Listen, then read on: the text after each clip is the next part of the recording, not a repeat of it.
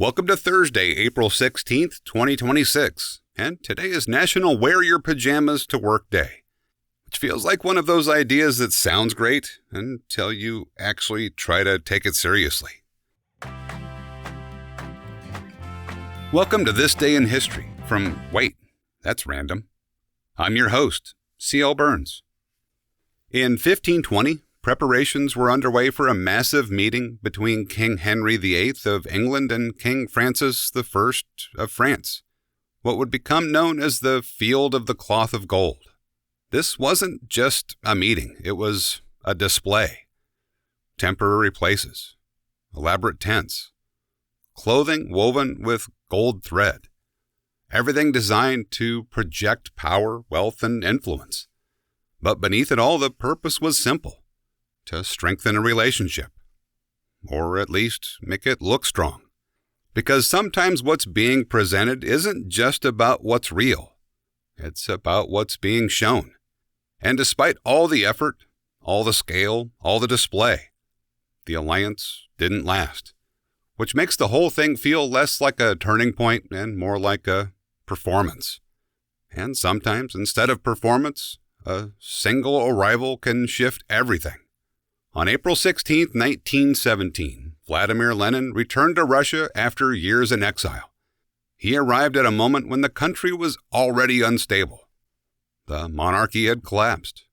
Power was uncertain, direction was unclear, and Lenin stepped into that space with a very specific vision.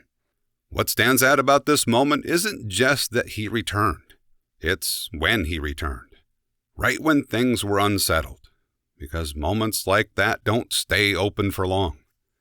And when someone steps into them with clarity, they can shape what comes next. Lenin didn't create the instability, but he moved into it and helped define where it went.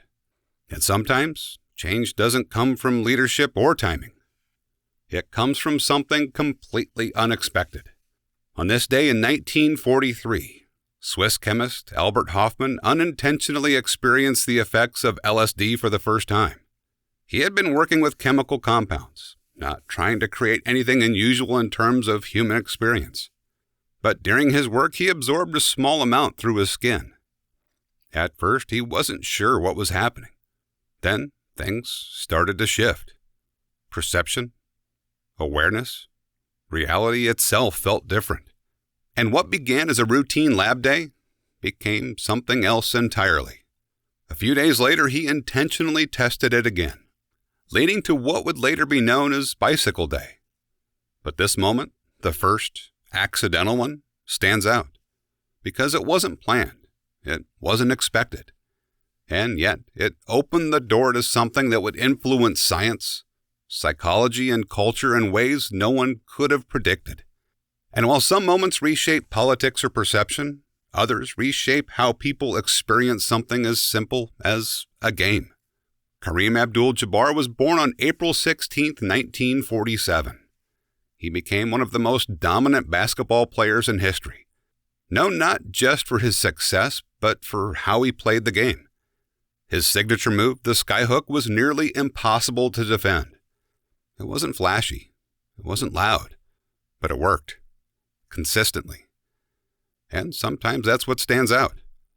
Not something dramatic, but something that's refined, repeatable, and effective over time.